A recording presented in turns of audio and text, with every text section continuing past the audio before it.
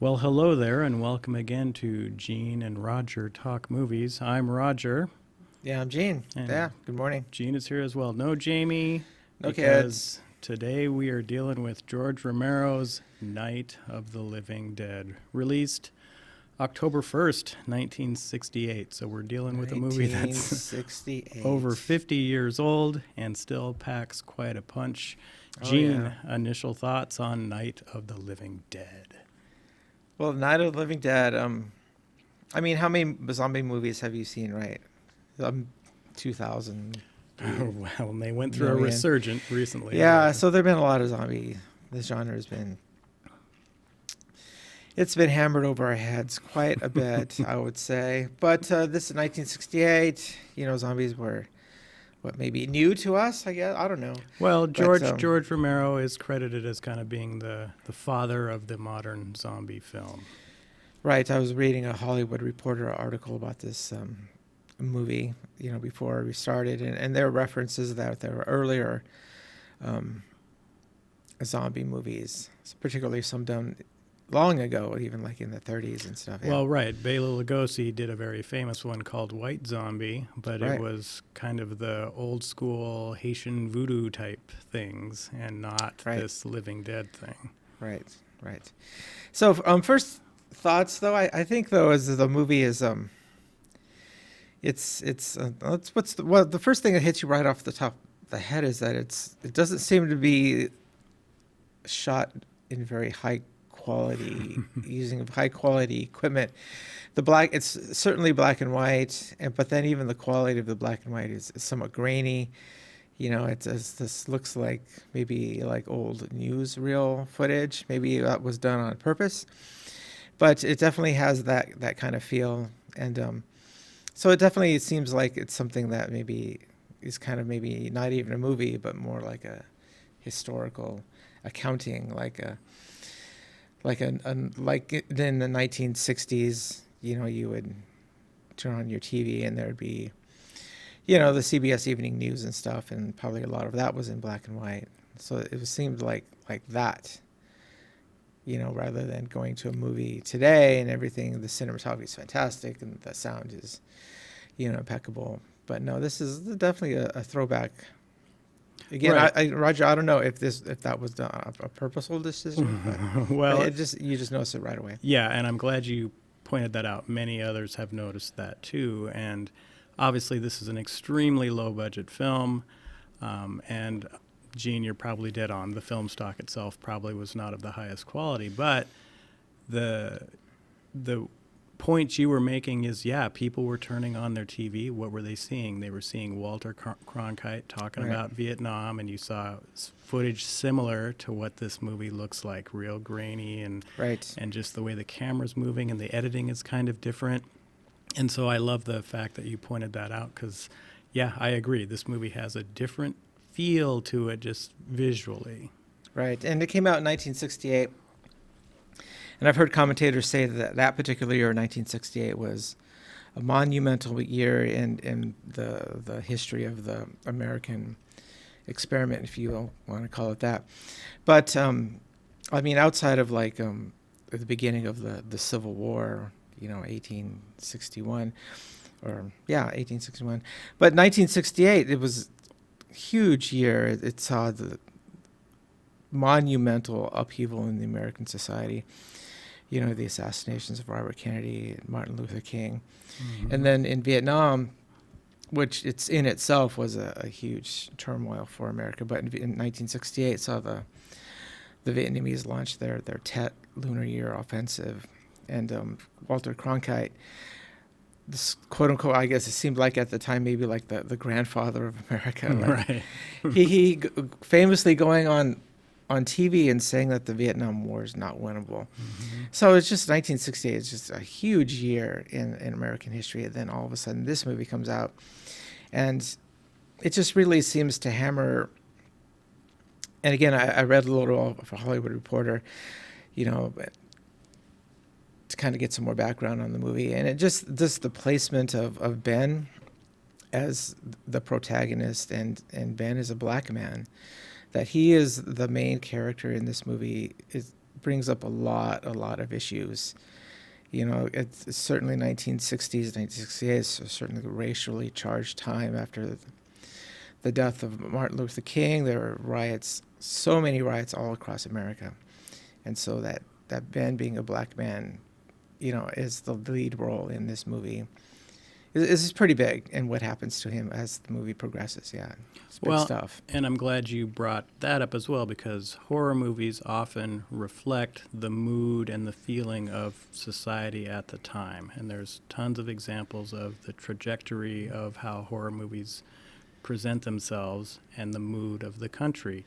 And I do like the fact that you pointed out the Ben character that's played by Dwayne Jones, and this is really his initial role. He didn't do too many other films. The only other film he had a starring role in that our listeners may be familiar with is Ganja and Hess, which is a very surreal, subversive kind of vampire film. But the great story about that is, and much credit to George Romero, is he had this script for Night of the Living Dead.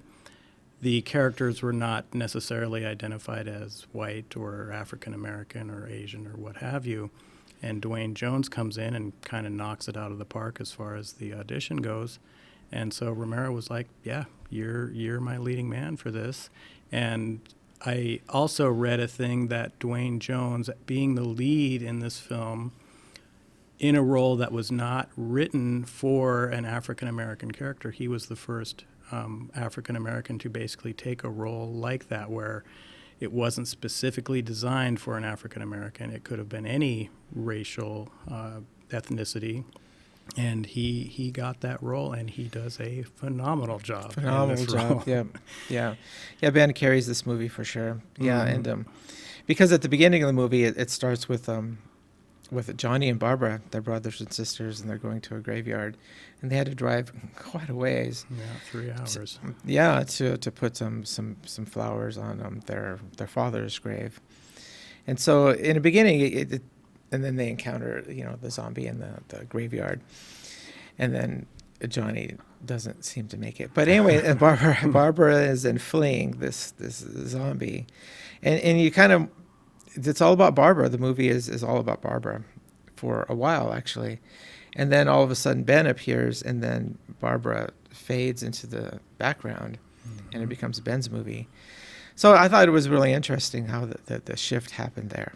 Right. It was almost like Romero learned some cues from Alfred Hitchcock, where I'm going to make you think this is the main character, but then, nope, it's actually this other person, because the Barbara character actually becomes catatonic, I guess is the best way to say that. She fades into, she becomes the background. Yeah, she is hardly speaks at all. So overwhelmed with what she's witnessed already and having to flee, and now she has her savior there basically to protect her, and so she just kind of goes off into a catatonic state.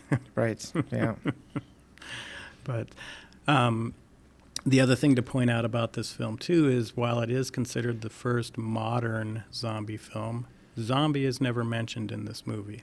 Romero refers to them as ghouls. Right, flesh-eating ghouls. Mm-hmm. Right, yeah. The word zombie doesn't actually. But all of the tropes now associated with zombie films are in this. The only way to stop them is shoot them in the head, and things like that. The other characters, though, as we go along, basically this is a siege movie again. Of course, laying the groundwork for most zombie movies. We're boarded up in this house. And as the movie progresses, you realize, or Ben discovers and Barbara discover that, there's been some other people in this basement the whole time. Right. And that sets up the further dynamic between the basement people and the main floor people, right? Yeah, the Cooper family, and then Tom and Judy, a teenage couple, right? Mm-hmm. And you get, so once... Is that guy's name Harry? Was it Harry? Yeah, Harry. No, Henry Cooper. He comes Cooper. up from the basement, and Ben is like, "What? You guys have been down in this basement the whole time. We've been up here screaming and nailing this place up and boarding this up." And he has kind of this story, but you start setting the dynamic there of, and of course Henry is a white person, and he's older.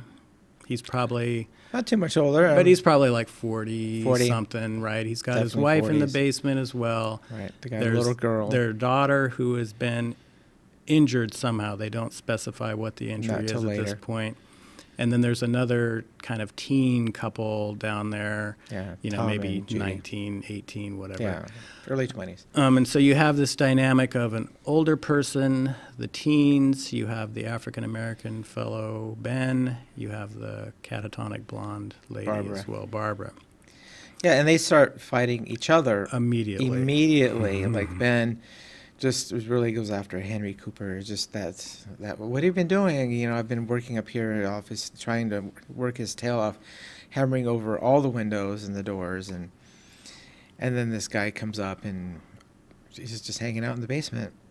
You know, so instead of like the dynamic is set right away is that instead of like fighting a common enemy, you know, the ghouls, you know, they make a decision unconsciously or consciously to no, I'm gonna fight you. So I like how it breaks down with this alpha male situation, right? Ben decides that he now is in charge upstairs, Right. and the older fellow, Henry Cooper. Henry Cooper, thanks. I'm going to say Harry at some point. Henry Cooper decides, no, well, I'm in charge downstairs. Yeah, right? there's a famous line which, in watching the movie, it just hammers the point home. It just seems ridiculous that they're fighting each other. Well, they have a mortal enemy just on the other side of the wall. Yeah, Ben says, "I'll be the boss, quote unquote. I'll be the boss up here, and you be the boss down there." Right, And and it's like, what in the world are you talking? But I just like this kind of battle of the alpha males where Ben actually comes across as, I can actually be a legitimate alpha male. I'm a good leader. I've demonstrated yeah, those very good. qualities already. And Henry Cooper is also trying to be an alpha male, but his leadership quality is belittling, intimidation. You know, he treats his wife terribly. He I'm going to say mocks Barbara at a certain point. Oh, she's just this catatonic person. She's worthless. He kind of dominates the teen couple, the 18 and 19-year-olds. Right. He You know, does. and so he doesn't, it's almost like I have to be in this role, even though I am in no way equipped to do it. And then when he's faced with a true leader, a true alpha male, he has to stick to his, nope, it's much safer in the basement. You're all stupid. We need to be in the basement. Right, it's a big conflict between Ben and Henry. However, Ben's a little more persuasive, and he persuades his own wife, Helen, and then Tom and Judy, the teenage couple, that they need to be upstairs. I think the big turning factor for Helen is that there's a radio upstairs, and there's a link to the outside.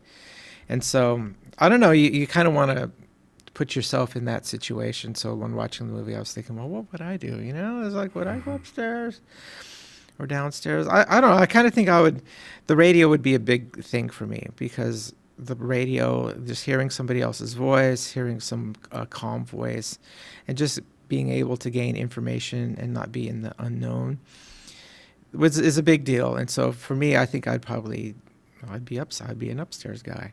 You know, so I would be in the upstairs camp, I guess. Well, and it's interesting because, of course, I think everybody's mind goes there. Where would I be in this house? Right. And my actual thought was I would probably be upstairs, and blocking that stairwell off. Upstairs, yeah. All the way upstairs, and just blocking that The stairwell. stairwell off, and then you'd have the window exits to get on the roof if you needed to, and all sorts of other stuff. Yeah, but, they didn't get into that being upstairs, No. although it's quite the logical thing. But and we're going to jump all the way to the end at a certain point here, but Okay. it's very important to remember that Henry wants everybody to be downstairs. He's saying it's much safer down there. There's only Right. one point of entry. I've got it boarded up really good. There's no way anybody can get through there. And Ben is like, hey, that is stupid, because if they do get in, we're all dead. There's right? no way out. And Right. They're here, trapped. at least, there's other exit points if we need them. And then Henry, of course, is saying, yeah, but you can't protect any of these entrance points because there's he says at one point, "There's a million windows in here." There's not that many, of No, course. there's not a million but, windows. But there's definitely enough to where, Yeah. you could never really feel 100% safe because you have so many entrance and then points there. Henry for sure is, I think, he only mentions it once, but there he is thinking about his daughter for sure. I think is because the daughter is incapacitated. It has been, I'll just go ahead and say it, has been bitten already. Yeah. So the daughter is extremely sick and kind of just laying down. And of course, they want to be good parents and do whatever they can for their daughter. And so they don't want to move her. So not moving means staying, in the basement. The basement probably might have advantages because it might be cooler. It's a little bit quieter for her, so she's not agitated. So I can see, Henry really pushing that, but he's really poor. I think, Roger, you're dead on when you said that his way of leadership is by being authoritarian and dominating, because he didn't really push that line of argument, because they easily could have come to an agreement. It's like, hey, we'll just leave the door open, we'll work it out up here in this middle level. The radio's good, but if something happens, we'll all retreat into the basement. That would have been a reasonable and a persuasive argument, but it doesn't come up. Henry and Ben become extremely emotional, and I like what you said, is that Ben, maybe he realizes that he's an effective leader, he's taking care of things, and so why can't I be in charge up here? And at one time they start fighting, like physically fighting. Ben punches Henry and knocks him down. Well, and I think because there is a big deal in this film where, again, showing how these leaders that attempt to lead through intimidation and belittling and this kind of authoritarian thing, Ben actually has a rifle. He discovers a rifle at one point. Right. And then there is this tension around, Henry wants that rifle, because, these weaker leaders like him, or people that shouldn't be a leader but think they should be, when they are faced with a strong leader, what's the first thing you have to do? Well, I've got to get more power. I've got to get that gun in my hand so that then I'm the boss now. Yeah, an interesting side note about the gun, because you think the gun would have tipped the scales in their favor, but it really doesn't, because even after them learning from the radio that a way to defeat, and actually they find a TV, and they set it up and it's working. Old analog rabbit ears TV. Right. I don't know. I guess if you're, I don't want to give away our ages, but past a certain age, you know what those are. You know what rabbit ears are. Yeah, but it's working, and from the TV they find out that if you shoot one of these ghouls in the head, you stop them. But never do they really. Does Ben effectively use the weapon? At one point, the zombies are trying to break in through a window, and he uses the rifle as kind of like a board or a prop to kind of keep them out, but not using the rifle as it's intended, is to shoot. So he uses it ineffectively, like he's not used to being around a firearm, like he's not comfortable using it. And so the conflict between Henry and Ben is actually at a point Henry takes the gun away, but it doesn't really turn things into his favor, because they physically fight, but Ben just takes it right back. Right. Yeah. Right. And that was the other thing about an effective leader is, I don't need this gun to whoop up on you, basically. Yeah. Right. Yeah. And he beats him down and takes the gun back. He takes it back. Yeah. I do like when they find the TV and the emergency broadcast system is on. And you get a lot of the backstory or the confusion that's going on throughout the country. It appears right now anyway in this film that most of it's on the eastern part of the East country. Coast, right. And you get little snippets as they go along about, turns out, it's these dead people coming back to life, and for some reason they're eating the living and all this craziness. And I love the one sequence where I don't even remember, like the health and social service guy, he's like, you don't have any time to grieve your loved ones. Drag them out into the street, light them on fire. That's right. Yeah, we don't have any time for that. Just burn them up. Yeah. And it's just, really plays into the whole kind of documentary type feel, newsreel type feel Yeah, that yeah. you were alluding to earlier. Yeah, yeah. This whole movie plays into that. That you're watching something that is real and it really happened.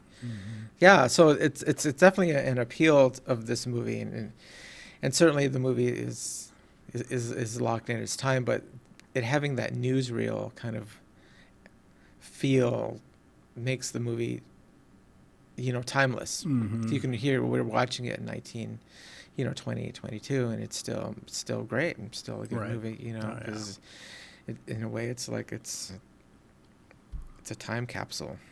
Yeah. So yeah. And as they're listening to the news, initially it tells them they should stay in place. And then Right. later it says, nope, you got to get out of wherever you are, get out of there, come to these rescue stations. Right. That are protected by armed people. And so there was an establishing shot earlier in the film that showed that on this farmhouse property there's a gas pump, but Right. it's locked.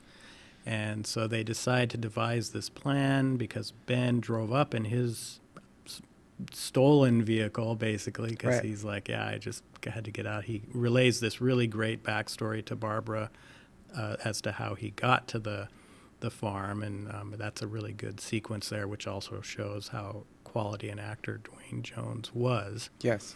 But they decide, yep, we're going to take the truck, we're going to get over to this gas pump, we're going to unlock the gas pump, because they do discover that the keys, of course, are in the basement. Henry, for the only thing he really helps with is, I think there's a key ring down there. It's probably got the key on it. Yeah, the key for the gas pump. Yeah, and so they, Ben and the younger boy, Tom, and then decide that, hey, we're going to go out there, we're going to get this gas, we're going to come back, we're going to load everybody up, and we're going to go to this rescue station. Right. It's kind of like indicative, I think, because when they're all active, working together to accomplish something, then Ben and Henry, they're working together. They're cooperating, and they come up with a plan, and Ben and Henry and Tom, they work it out in their roles, and the plan works. Right. Henry is cooperative and somewhat reluctantly, but he cooperates, and he does his role in the plan. Ben does it, and then Tom does it as well. Of course, the horror movies, the woman comes along. The girlfriend, Judy's like, I gotta go. And then she runs out, and she joins the three men, kind of unplanned. Right. But it's okay. Yeah, and so Henry's For a while. upstairs. Right. Henry's upstairs. He kind of throws these Molotov cocktails out to Right. burn areas so the zombies back away from the truck. And it seems the zombies are extremely sensitive to light. Right. It seems, yeah. Yeah, because they were breaking the lights on the truck because Right. the headlights were still on and things like that. And so anyway, Ben is in the back of the truck with his flaming torch, and Tom is driving it, and then the girl gets into the passenger side as well. Right. And they drive out there. Of course, they discover that the key is not the right key.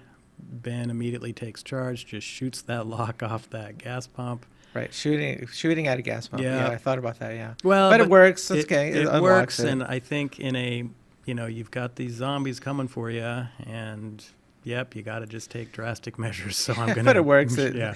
The gas is pumped. But then, in the panic of the situation, Tom kind of starts the gas before he actually has it in the tank, and so he's dripping gas all over the place, which ultimately then Right, and they have torches, and so Yeah. it starts all that on fire. catches it on fire. And this leads to really the scene that earned this film a lot of notoriety when it first came out. But ultimately what happens is Tom and Judy drive away from the gas pump. The truck is on fire. Tom's like, hey, we got to get out. Gotta get out. Then Judy's like, gets her coat caught on something in the Judy, vehicle. my coat is cut. I can't get out. And so he So Tom goes reaches back. in, it immediately explodes, kills them both. Right. Ben then has to make it back to the house through the zombies. There's a conflict between Ben and Henry. Henry doesn't really want to open the door. He's kind of panicking there. Right. And so there's a little bit of a thing there. But the bigger sequence then is this movie now goes and shows you exactly what these zombies can do with when they run across a corpse or a body, and they start Right. pulling those two characters apart Yep. and feasting on their bones, their flesh. They're pulling flesh off. Yeah, you see a zombie, a ghoul, clearly eating what's left of Judy's arm. Yeah, yes. It's so And yeah, it's a horror movie. They're Yeah. kind of fighting over intestines and all sorts of other things. Right. And I will just segue for a second. This movie came out, so movies have always been kind of a target for censorship, right? And so Hollywood decided way back in like 1935, hey, we're going to introduce this Hays Code. And this Hays Code basically was in place until about 1968. And the Hays Code is like the reason you never saw a toilet in a movie, or the reason the married couples slept in separate beds all the time, and things like that, right? You had this whole list of things you could and couldn't do. As we got into the 60s, the Hays Code kind of fell apart. Movies were not really paying attention. And so then the current system that we know today was going to be introduced in 1968. This movie came out without any sort of rating, without any sort of oversight as to what could and couldn't be in the film. And so the general public was relatively appalled by what they were seeing with this zombie gore stuff going on. But it really, that shift from that Hays Code, there was this gray area there where you can just do whatever you want. And so before the new standards came out. Before the new standard. The new standards came out the month after this movie hit the theaters, which are, the G and PG and R and all that. Yeah, the PG-13. PG-13 didn't even come till later. 1984, I think, was or 83, I think, was PG-13. But it was just really shocking because, of course, this movie's showing matinees, and parents are dropping their kids off at the matinee theater to just walk in because, hey, you can just buy a ticket to this thing. And so there's a lot of early screenings of this film where, the critics were saying, don't bring your kids, people, because it's not for them. Right. Yeah. But, so you do, the groundwork again is shown by Romero here of, these zombies tear people apart, they eat them. And so basically every zombie movie after that, you get to get a nice scene of the zombies eating. Exactly. And the zombies seem they're canatotic, they move slowly, they can't run. So, but they seem to be imbued with just like normal human strength. Mm-hmm. So they have the strength of just like a regular person would have. They're not super fast, and they don't have super strengths or superpowers or anything like that. Right. Yeah. So that's kind of what you're dealing with. Yeah, the number is what gets you. The number of them, yeah. And that's why, like, even the fact that Ben has a gun, even if he could shoot it perfectly, there's way too many. You're going to run out of bullets before you kill all those things off. Right. But this leads to, I'm going to say, the final conflict between Ben and Henry. There's chaos is beginning to happen now. The zombies are starting to come through the windows, and that's where, like Gene, you mentioned, Ben breaks down the door, re-enters the house. Right. Somewhat over Henry's objections. Right. Yeah. And so, And then, that's where, like, Ben put the gun up as, like, an additional brace. Rather than shooting it, the zombies start coming through. Barbara, who has been basically catatonic the whole time. Yeah, she had disappeared, but she reappears now. Yeah, she sees that Ben is struggling with these zombies coming through. She goes up to kind of try to help. Right, she goes, Ben is at a window trying to prop up the boards that he had earlier hammered over the window in place with the rifle. Mm-hmm. Yeah, and Barbara goes to the door right next to that, to where Ben is, to try to hold off the zombies from breaking in that door. Yeah, and then one of the more famous scenes from this film is one of the zombies happens to be Johnny from earlier, her brother Johnny from earlier. Yep. He grabs her, turns, and kind of she just disappears into this sea of zombies. Right. Yeah. Barbara doesn't make it. She Mm-mm. doesn't survive. No. Right. And then this leads to the kind of the fight. Which is kind of shocking. Well, yeah, but Yeah. you know, we'll get into how this movie plays out in a minute. Yeah. But and then this ends up with another fight between Henry and Ben, which actually results in Ben finally just shooting Henry. Yeah. Ben still has a rifle, and Henry gets shot. Yep. And then Yeah, stomach wound. Henry kind of stumbles down into the basement, and then the wife is also coming down into the basement, and Yeah, the zombies are coming in. Yeah, and you kind of know what's coming. It's the destruction of the Cooper family. Mm-hmm. Yeah, so yeah, Henry goes downstairs. The little kid has become reanimated. Yep. So Henry dies, and then the little girl comes up to her dad and starts eating him. Starts feeding on him, and the mom starts is eating now witnesses this, that the small child has part of dad's arm, and she's chewing on that. Yeah, and she's ripping the flesh off. And then one of the more gruesome sequences That probably, occurs. to me, the most gruesome part of this. Is the mom is in shock, backing away, It's like, oh, you're my little daughter. Right. You're doing better. and the daughter picks up I love you. a trowel Right. and just stabs her multiple times. Yeah. The little girl with the trowel And that sequence is interesting kills. because Color. of the way the soundtrack is working there, the way the musical cues are working there, even adds greater dread to that sequence right there. And anyway, then it cuts back to upstairs. The zombies are in. They're coming in, and Ben is like, oh man, I don't even know if I can escape this area right now because they're all over the place. The little girl makes her way up the stairs. Ben throws her away off Just picks her up and throws her off onto the couch. And then where does Ben go? He goes down into the basement He has no other choice. boards it up, and then walks down into the basement, sees that Henry is now being reanimated, even though his arm is missing. His eyes open, and he starts getting back up. And I did think it was interesting that Ben shoots him once in the head, but then he shoots him a bunch more times. He does. And it's just kind of that rage of, you kind of Right. helped mess everything up. Yeah, he's clearly angry. Yeah. And then he sees, of course, that the mother is now Yeah, reanimating, and he just shoots her one time. Yeah.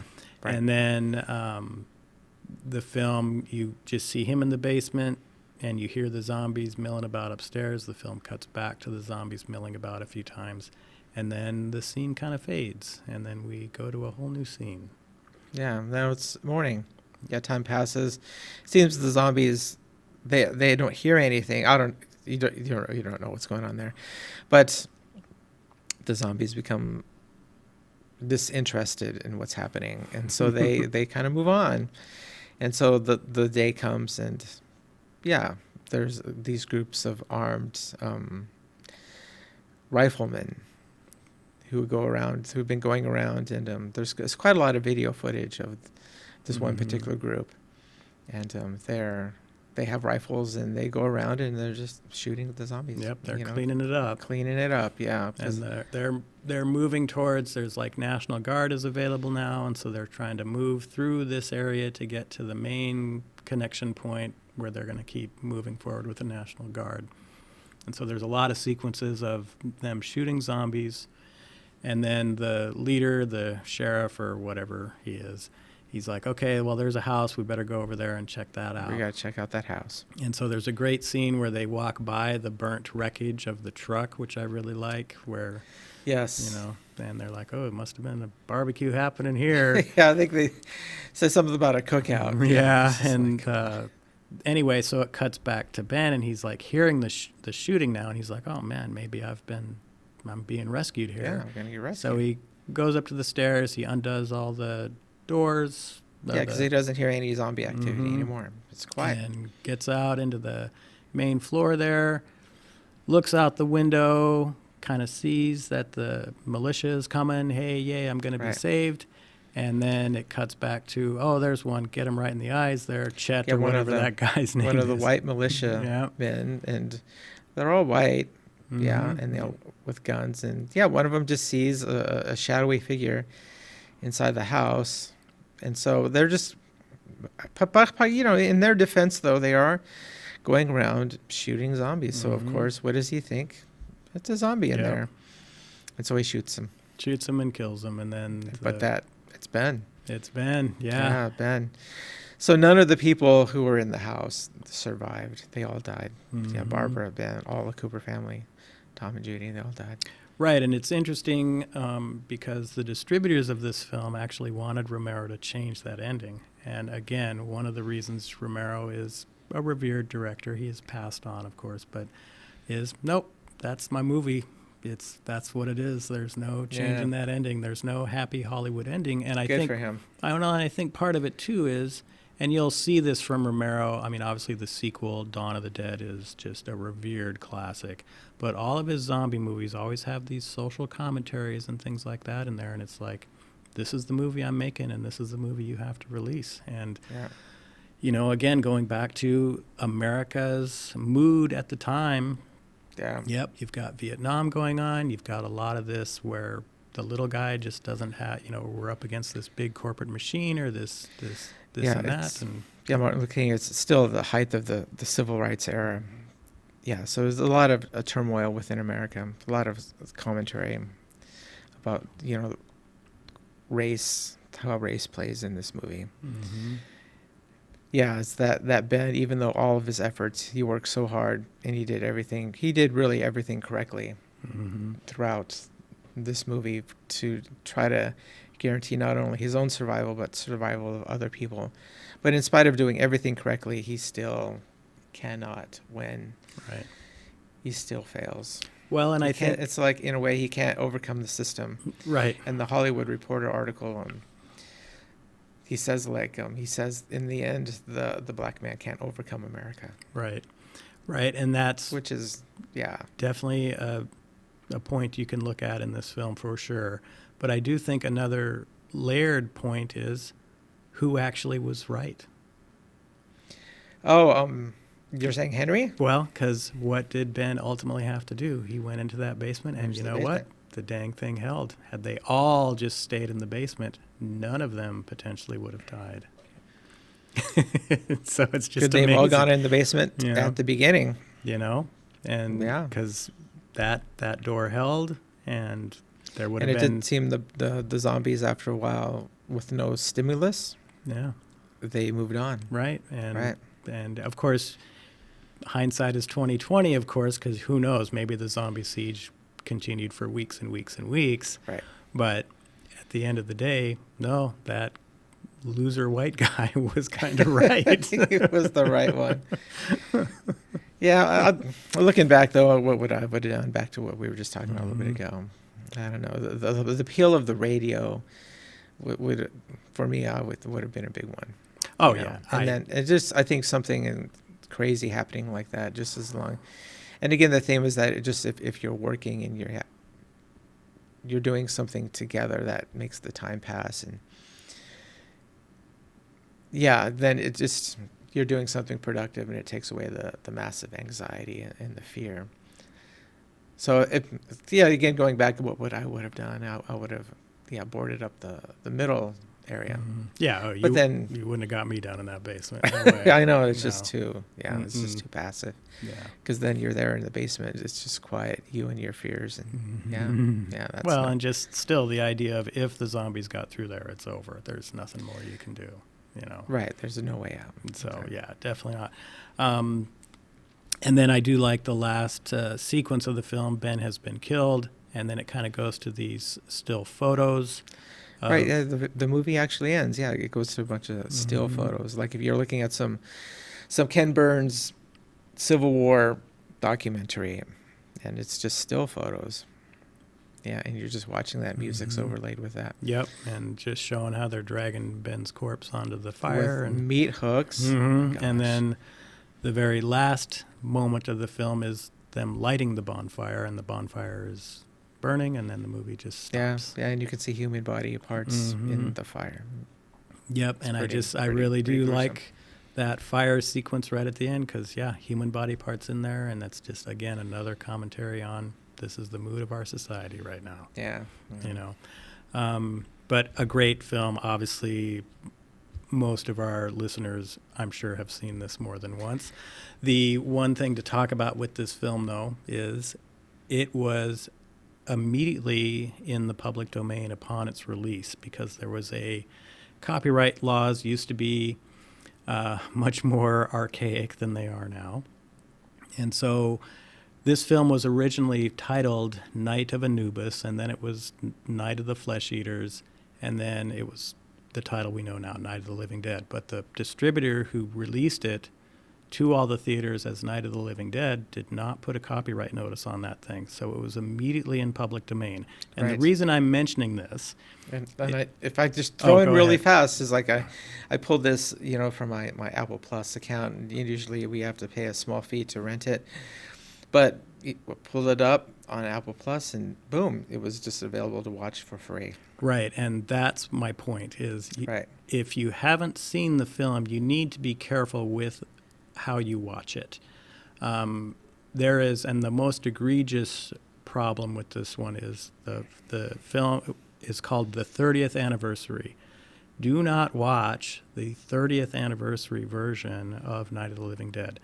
Bill Hinsman, who played the cemetery zombie at the beginning, he decided 20 years ago or whatever that we needed more backstory on that cemetery zombie, so he went and filmed a whole bunch of new scenes and cut them into the Night of the Living Dead Really, film. by himself? And then He's did the first zombie that appears. and then did a whole new musical score and all this stuff. And yeah, so be careful. There's colorized versions of this. There's a version that has been converted into 3D. If you see it at Walmart for $1.98 on DVD, it's going to be a horrible crap copy. When VHS came out, there was tons of releases of this thing because anybody could do it for free, and whatever Right. the money you made was total profit. Right, it was yours. And Yeah. you could take. Yeah. And so just be careful on how you watch the film, and if the musical soundtrack sounds like something you've heard before, you're probably watching the right version because they basically quote unquote stole most of the soundtrack from other films George Romero. and other stuff. But if it sounds like a really good soundtrack, full orchestra, all that, nope, that's just a fake soundtrack. So Yeah.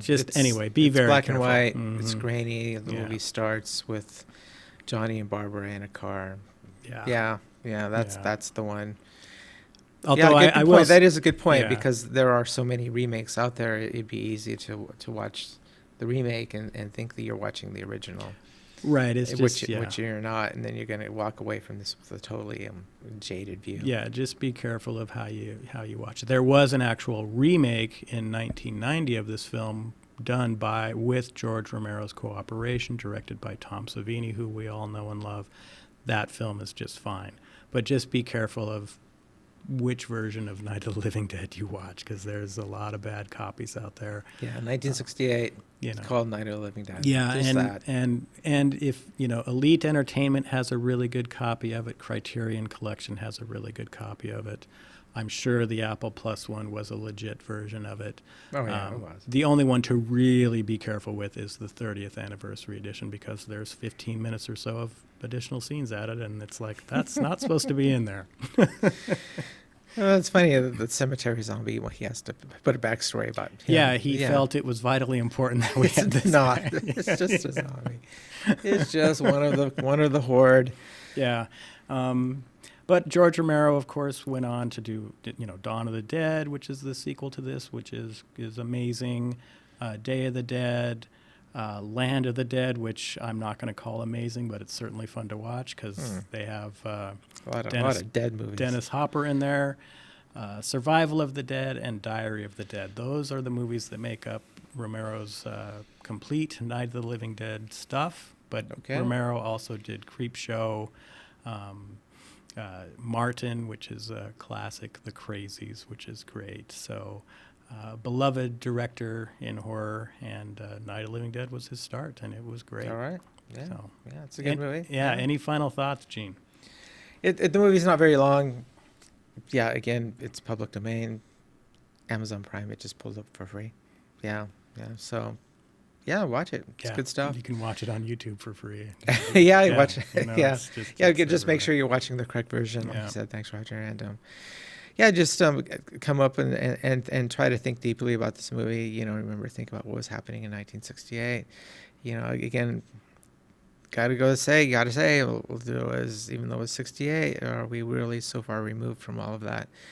I don't know. You just open your news today. Mhm. I don't know. It seems, have we really moved very far at all? Right. Which is pretty sad. Well, and I just think one of the reasons I just really like horror and stuff like that is they can tackle issues that need to be tackled, but in a way that is, I'm going to call subtle, but just an interesting way. Yeah. You know, and I mean, Gene Roddenberry, of course, did that with Star Trek all the time as well. All the time, yeah. You know, and it's a good way to see and kind of think about what's really going on and kind of how these movies relate to stuff like that. And just a great film, obviously. Yeah, for sure. Yeah, as I think Lincoln said, this is a house divided against itself cannot stand. And yeah, this movie is the theme. Proof of that. We would rather fight each other. Mhm. Yeah. Yeah, exactly. So, Gene, next week, if I'm correct, we're going to somehow magically do Prey. Is that right? Yeah, I think we were talking about doing, so I think we've been on a lot of the movies we reviewed are older movies, like this one, for example. And yeah, we did Nightmare on Elm Street, Alien. So the movie's definitely in the past century, if you want to say Right, that. yeah. So we're thinking like we should do a movie that's extremely modern. It's been released within maybe the last even couple months, and so yeah, there was an update to the original Predator movie called Prey. It's running on Hulu right now, and so I think actually it's a Hulu movie, so you can always watch it on Hulu. But I've seen it; it's good. I think we're going to do Prey. So I'm going to have to get my 30-day free trial of Hulu just to check this out and see what I think. But yeah, that's all we've got for Night of the Living Dead. If for some reason you have not seen this movie, my God, what are you waiting for? Go out there and watch the dang thing. Yeah, it's free. And we will see you the next time. Yeah, all right. Bye-bye. Take care.